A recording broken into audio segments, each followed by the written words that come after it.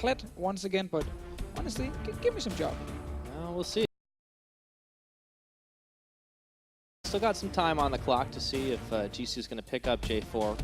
I've seen it a bit out of him, and against a composition like this, if they can find and squish on, they could be able to take out that Caitlyn or the Kazakhs early. But no, it is going to be the Kled one more time, which means we'll probably see that Croc. For Capuchat again, obviously the fact that he died early on was mainly due to jungle interactions. Oh, the Shen's been left open now. So Shen was banned last time. They obviously replaced that Shen with the LeBlanc here. Vitality. They have played a lot with tanks top lane, Shen obviously being one of them. And it comes back in. It is a fine pick against the Kled. Now I think still a pick like Syndra here is perfectly fine. And I think it's a good choice for Nukeduck. All right, back over to Mysterious Monkeys. KazQ will get his counter pick. Fizz, Echo, traditional counter picks for Syndra. Not a guaranteed win by any means, but traditional picks. Katarina is the other one for KazQ. You always got to talk about it. You have to. So I was late last time to bring it up, even though I was about to say it because Medic was just kind of blah, blah, blah, blah, blah, blah, blah. And then he actually locked it in, and then no one believed me. When I was like, oh. Well, I'm sorry. But this time, something completely different. KazQ decides to pick up the Stoneweaver. It's Talia locked in. I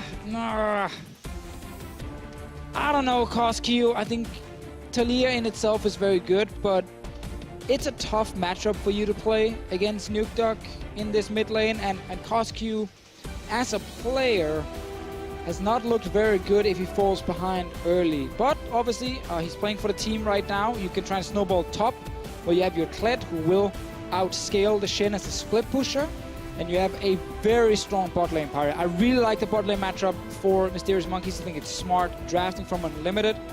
If KazQ can survive his laning phase and actually go and help these two sides, then I can see a lot of value in the Talia pick.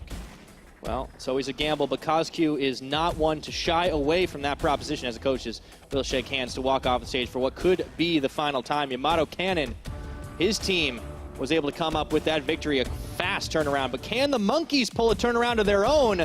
We'll find out if they're able to do it here. Solid laning phase for them ahead, at least it looked that way last time around. Is a 2v2 going to be enough? Is that top lane going to be helped out by Llama Bear? Is KazQ going to survive lane? All those answers and more are coming right up, but we want to hear from you guys if you believe in the power of the Mysterious Monkeys. Hop on Twitter once again, hashtag MMWin over at LOL Esports, or will Vitality grab themselves a 2-0 in their first victory here in the ULCS stage in summer? Hashtag VIT win. We're about to find out, so let's head into game already. Man, if you can actually win this series, it just sets you up so well for the next few weeks, because then we're going to get the cross-group play where suddenly you're going to play against teams like NIP and Rocket, also struggling teams. And if you can just beat all the guys down in the bottom, well, then you make sure you do not go to the promotion tournament, which of course is goal number one. And then the second goal could then be maybe trying to make playoffs. But you never want to lose to the teams just around you in the standings, Pyre, because these are the guys fighting to avoid promotion tournament. You'll get another chance to play them later on in the split when things go right back to the regular groups, but especially also because Challenger Series, like with a lot of the investments happening, it's once again like PSG and Schalke. It's pretty stacked. Like, it is pretty tricky. I think the teams last split look really good in Challenger. I think there are some teams to really look for this split as well. But it's hard to always predict if there is as much punch as you see, you know, when you get a team like Mysterious Monkeys making it, and Fnatic Academy obviously made it in as well, then sold the spot to NIP. Well, it's funny you mention the likes of a team like Schalke, because that's actually the last time KazQ played the Talia on stage, and that was one of the losses. So maybe he's picked up a few more tricks since then. We have to see that. Again, it is quite unusual that we get a lot of new teams always coming in. We tend to get like one new team every split appearing, and those teams tend to be pretty good. But obviously, last split where we had Rocket, Giants, Vitality, and Origin fighting for the bottom spots, it was very clear that the bottom part of Europe, where it was in the end Giants and Origin, it was pretty weak, which is why obviously they dropped out. And we had a team like Mysterious Monkeys making it into the LCS. Capuchat getting a good early advantage here by hiding in that brush, and you get the early trade with the passive. Always a very, very good start on the Q, I mean. Coming up pretty well for him to start things off. And Capuchat, even though historically he's liked to play as carry-oriented as possible. Shen can still duke it out with the best of them trading up against Jisoo. We'll see if Joko is going to be making return visits up there as well as game gets underway. Already losing that Skarl, but Jisoo's got a pocket pistol.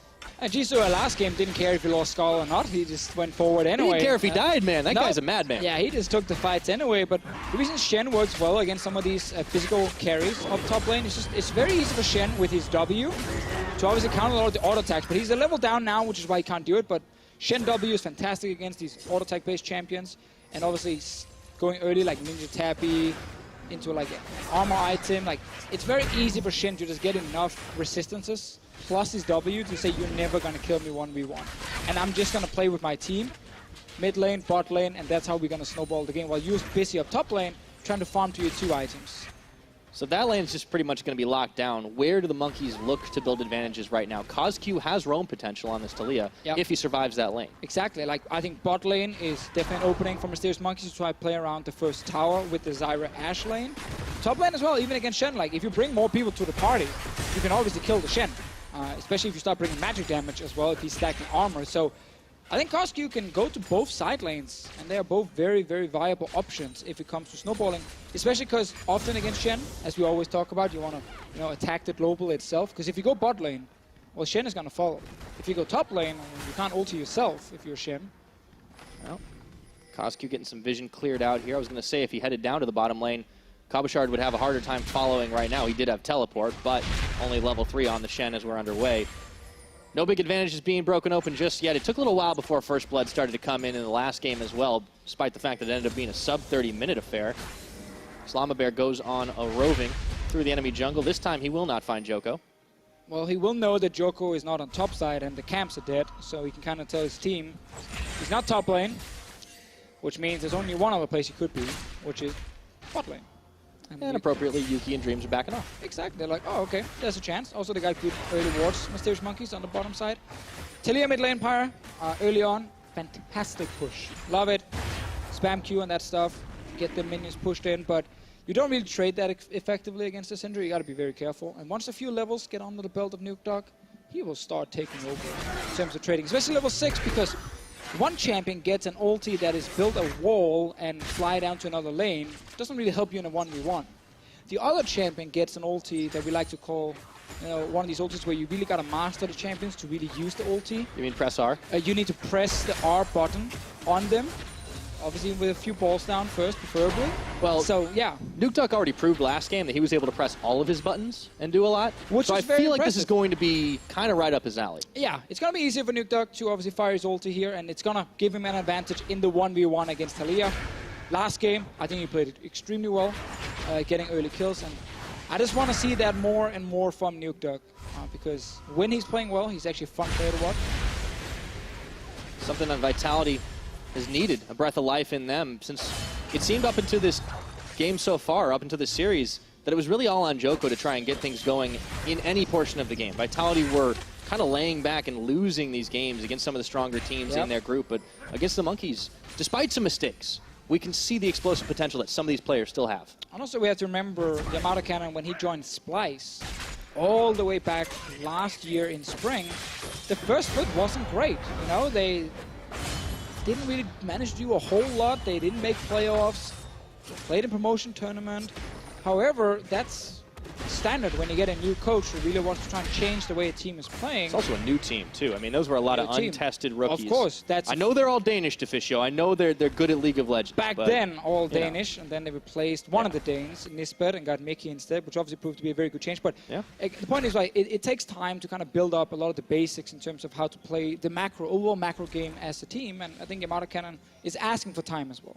He's not expecting Summer Split to be the split for Vitality. Well, the Monkeys are looking to speed things up right now. They sent Yuki and Dreams up towards the top side. Cabochard does not see them, but now he will. However, Llamaberry is waiting in the wings. Is this going to be the 5-man top dive, I should say? It looks like it. They can dive the tower, Pyra. Yeah, tower can't go anywhere. Shen is gone. He's out of there. All right.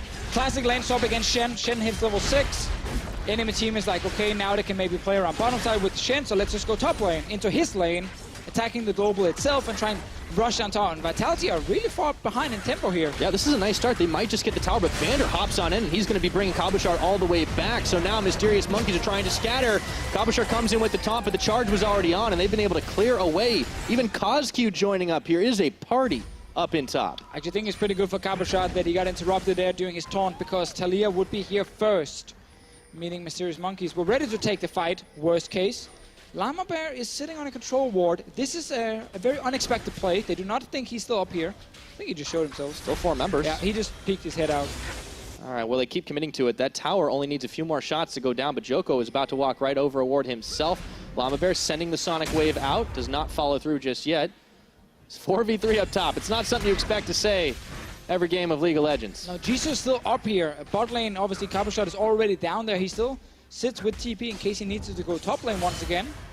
And Jisoo is currently losing out on experience because Cabochard is getting solo experience bot lane, and Jisoo had to share top lane with multiple members. But Dreams and Yuki, they have a very pushing lane. They have a lot of harassment. Can they march the minion wave in and finish off first tower blood? It is oh so close in that top lane. Seems to be the team call by them spam pinging on the tower. Being like, guys, that's free gold right there. Come on, this is low. Llama Bear, he's back again. It's like he never left. Waiting out, finding Vander. Llama Bear, he wanted to go in, gets the kick after he flashes away, but that's going to force the heal out of Steel back. So they get an ultimate and a summoner just for the heal.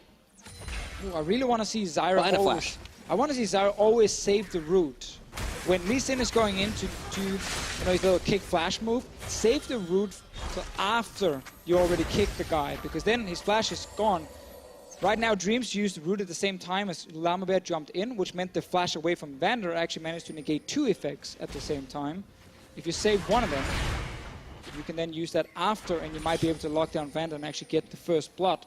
Instead, though, it means that this tower is still alive. Vitality trying to get some pressure mid for Nuke there, because CosQ with his ulti can go top lane and secure the tower if he wants to. Yeah, pressure's all been topside for Mysterious Monkeys, but they just keep on trying. Llama Bear has hardly left that top lane alone. However, for Vitality, it has really just been Nuke trying to push it out in the mid, and CosQ able to roam around, pretty much ignoring Cabochard for the time being. Even Jisoo left the lane for a bit. Exactly, and Jisoo before there, where he stayed top lane and Cabochard went bot, it actually means that Cabochard is almost a level above him in terms of experience. Cabochard just hit level 8 now, and Jisoo is not even halfway there. So obviously setting him a bit behind in this lane where it takes time for Kled to kind of become a strong split pusher against Shen, and now you start seeing some of that damage. If Nuke ulti's right there, CosQ's out of lane straight away. Yeah, he's got heal, but depends on if he can press that button fast enough. Now, you can see that Jisoo has also let himself be pushed back. Kind of have no choice when you're down that level on the Shen, but he's playing back. He's not playing over-aggressive. This is the change we've seen from him because the game plan just seems to have been so different. Very true. It's hard now for Jisoo to really be a big carry. Big advantage for Vitality. Shen ulti's ready again.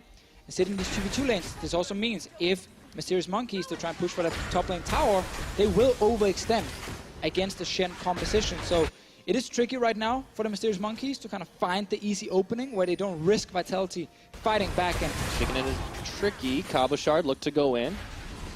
Dark Sphere landed on top of CosQ, but he's not able to go over the wall, and he wasn't spotted, as you said. Back down to bot lane. Yeah, and you can see how Nuke is kind of taking over mid lane now. As we talked about, once he got some levels, winning the trades, CosQ needs to find a way to get out of this lane to his sides, but he can't go top because of Shen ulti. He can't go bot lane because Jisoo is not that strong, and Cabo sits with taunt and flash to get over the wall. So it is actually extremely hard for CosQ right now to find an opening. And Llama Bear has been matched by Joko this game. Instead of the early game action that netted him a couple of assists, got his lanes ahead, Llama Bear just hasn't been as effective. Yeah, I noticed this between the games. Yamato Cannon was sitting with Joko and just talking one-on-one. Because Joko was so aggressive in the first game, it cost him actually a lot in the early game where he just gave away kills he shouldn't give away. Disrespected where the enemy jungle would be on the map. This game, Joko has been a lot safer, a lot slower in the way he's playing, but also because of the lane swap, he obviously has to just defend. But it's actually been a good thing. Joko not been looking for the big aggressive invades for no reason. And that's part of the job of the coach, right? Like we oftentimes will see the coaches on stage talking about the effect they're having on the pick and ban phase and monitoring the games as they're in progress. But being able to get your players onto the right mental headspace is a very important aspect. That's something Yamato Cannon definitely has some experience in. Now CosQ Getting jumped on here. Threaded volley comes out, but the Braum knockup is there. Vander looking to go aggressive as Joko brings in Cabochard, but he's a little low on the health bar himself. Able to just eke away from the Stranglethorns, and Joko's got to flash that wall. He almost got pinned. Oh, Vitality there not actually respecting the fact that Dreams and Koski were in a very good position to still get out of this fight. And once the call was made by Vitality, it seemed like they just said, nope, we are not stopping here. Ooh. We are going all in, and that meant Shen ulti, Joko moving forward despite being low. Like, they could have just said, you know what, guys? We're not going to get anything here. Step away, save the Shen ulti, but they just went all in, and it actually backfired for them. Flash and Shen ulti gone. Koski did use his heal, I believe, after the fight, seemed like. I don't think he actually used it in the fight, but it is the only thing they managed to get. Yeah, well, Banshee's Veil's already back off the cooldown in just a few more seconds, and with those changes, it makes it easier for him to get out of harm's way for sure. Still holding on to his flash, so if they try to go back in, might just end similarly. Remember, no Shen ulti now. This actually means Mysterious Monkeys might be able to get that top lane tower. Yes, there's TP and Shen, but still that's a long channel. Yeah. Without a shield being added in, and Jisoo can join. follow. Exactly, he can always follow. Yeah, but it has been a little bit of a slower game, right? Vitality were able to stop the tower from going down up top. They build themselves up a small gold lead, but that could all vanish if the tower top does eventually go down. And Mysterious Monkeys, they've kind of decided to pull back a little bit and defend against some of this aggro. Oh, Jisoo mid lane. As I say it, they change it on up. Jisoo going to charging, but just into the tower. He found the tower. So what Mysterious Monkeys have done now, if we just pan the camera up a little bit, they put a control ward here in the brush that Koski just walked into. Oh, actually, let's talk about it after. Yeah, Joko, he wants to go in, threaded volley back onto his face, and Koski keeps on moving, unperturbed, following Llama Bear. They want to go diving. Yeah, what's been happening right now is Koski goes in, he looks for the play top, he just wants to get tower. That's all he wants to get. All right, that wall gets stopped just short, but they will get the tower, and they're on top of Vander looking for first blood, and they are going to get it just shy of 14 minutes in, and Cabo even starts his TP only to cancel it out. I guess if the enemy support wants to give you a kill as well, then you take that kill for free. A sloppy play by Vander trying to defend without really being able to do it, but I really like that setup because Mysterious Monkeys, by putting that control ward near the mid lane, whenever Koski went out of vision in that ward, Nukdog had to call, he's missing, he could go top lane, I have to try and follow him. This is just a play I don't even know what Vander's trying to do here. He might have wanted to let that wall finish, then he would have been on the other side of it. Yeah, he obviously tries to stop him from killing tower, but it was never really going to happen. So, first tower falls in favor of the Mysterious Monkeys. They find themselves in a gold lead, courtesy of that and the first blood onto Vander. And it went to Llama Bear as well, who's still got a lot of relevancy in this game. And it all started, Pyra, because Vitality tried to force a play mid, where even after Mysterious Monkeys had disengaged, the Shen ulti came in on Joko, which meant as soon as Shen ulti was on cooldown, you could just see Koski and the rest of Mysterious Monkeys say, top lane, this is the opening we need. Llama Bear went up there, Koski had his control ward down, he kept hovering towards top side to maybe force like an ulti. Nukdog had to constantly try and follow him a little bit, lose pressure mid, and that all snowballed into now Mysterious Monkeys getting first tower and even first blood. Small things like wasting an ulti sets stuff like this up. Now Cabochard's under fire once again. He has to taunt his way out. This frees up the bottom tower for Mysterious Monkeys to try and take a bite out of, and they're pretty close to being able to finish it off. Honestly, it's reminiscent of one of the few slow games we've seen out of the Mysterious Monkeys up against the Unicorns of Love. When things weren't going very quickly, they seem to be able to keep their heads, and this is happening. It's very true, actually. Like, the slower Mysterious Monkeys has been the best Mysterious Monkeys we've seen, where we just want to fight all the time and be super aggressive. It's just led to them get outplayed in skirmishes, make wrong calls, and then fall really far behind. Maybe they just want to play slow, but they panic when they get fallen behind. Or maybe they think they have to play aggressive to consistently win games, despite the fact that the slow style is actually working better for them. Yeah. As you highlighted, even against Unicorns Love in Game 2. So sometimes you don't know if you've struck gold, even though it's right in front of you. Maybe the Monkeys, this is the game plan for them going forward. However, there were a few trades. Mysterious Monkeys got themselves a tower down bot, but it was traded for a Rift Herald. And it looks like a kill as well, as Jisoo runs on into 3. Vander gets the knock up. They're bringing Cabochard in on the stand united, but Jisoo's got a pocket pistol, and he's trying to dodge it out. Cabo looking for an angle to go right in. It's going to be flashed away, but there's no tower to fall back to right now. Koski looking to come in. Jisoo incredibly low, flashing forward. Steal back, instant exhaust. Doesn't quite have the damage until just now. Gets the final hit. And the Monkeys are a little late to respond. Koski trying to get some return fire, but Between Joko and he, they are both safe enough despite being low on those health bars. Llama Bear looking to come in around the side, but nothing doing. No, nothing here for Mysterious Monkeys. 1 kill over to Steelback after Vitality.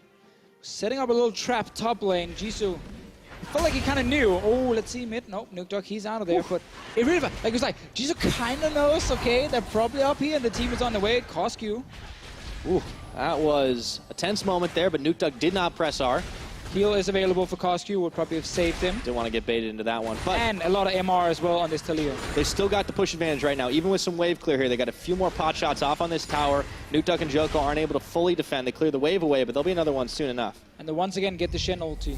Kapashot obviously used it to get that one kill. So it's like Jisoo kind of knows, okay, there's a high chance they're up here. I'm just going to see if I can check the brushes a little bit. His entire team is also kind of calling for it and on the way.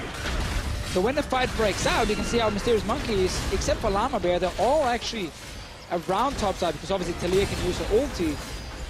Jisoo in the end steps back in to get a few hits onto Kapashot, and that it's just him trying to get Skull back.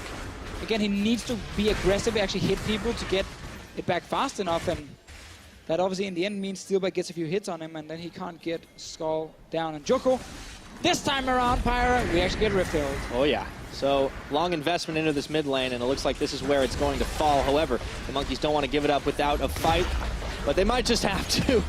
It goes on charging in, and there's not much more you can do about that one. Nukdog waiting in the wings here, see if he can get a pick off onto Yuki, and it looks like he just might do it. The power's unleashed, and down goes the AD carry, summoners and all. Cosq comes and builds a wall just a smidgen too late. Vander is even there to block it out once again. And Vitality, they start to swing the gold once again in their favor, and they're in a lead. Yeah, it looked pretty good for Mysterious Monkeys a few minutes ago, but then that play top lane into now mid lane tower with the Rift Herald suddenly means Vitality find themselves slightly ahead. It's like 50 gold. But I wanted to talk about Jisoo because while that was a big mistake up top, not only was his team able to react fast enough, that was his first death this game. And we've been keeping an eye on this guy because in lane he has been feeding unnecessary kills that has set the team behind. And it's why we've had some of these snowballs get out of control where players like Yuki can't do anything about it. It's improvement is the point. Very true, very true. We're looking for the small things. Yeah. I agree. I like that. You can't climb up a staircase in one go.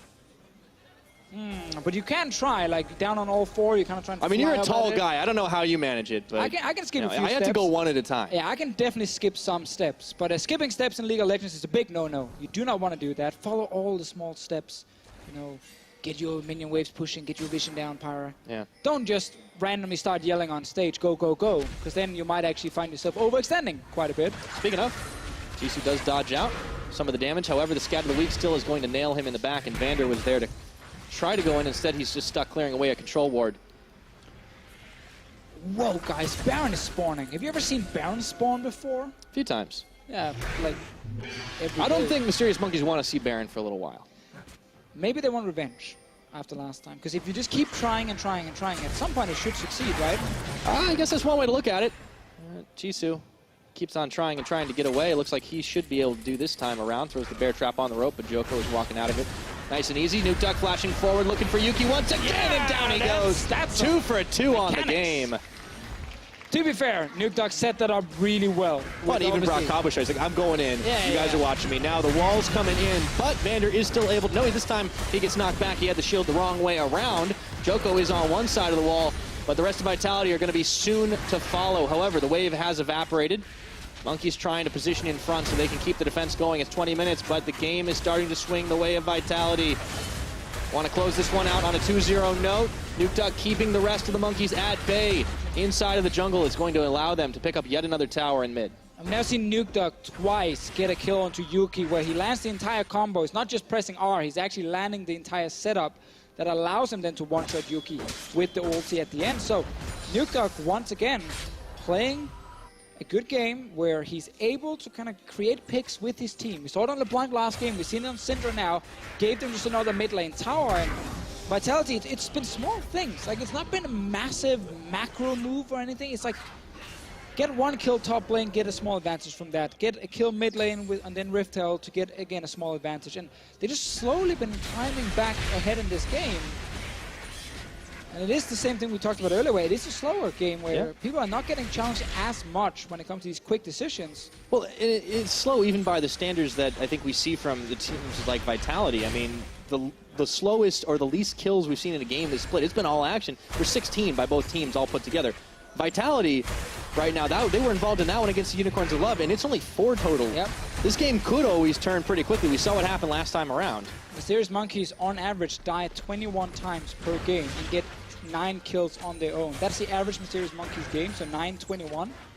That's a lot of kills. We only 4 kills in here. Technically, it's a 20 minutes. better ratio for them this time. Definitely true. Definitely true. It's do maths. it's never really good to die 21 times as a team if you only get 9 kills yourself. But that being said, this game, much less kills. Both teams are actually very even in gold. They've been trying to trade turrets with each other.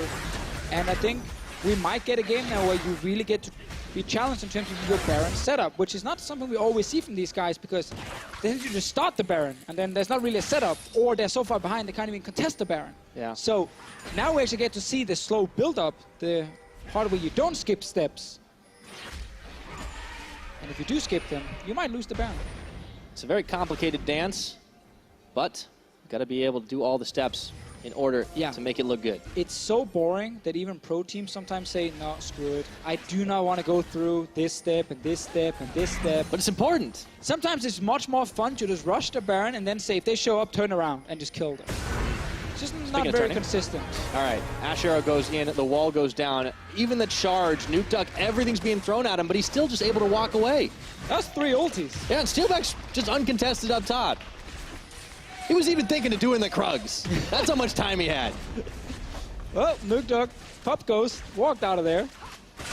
All right.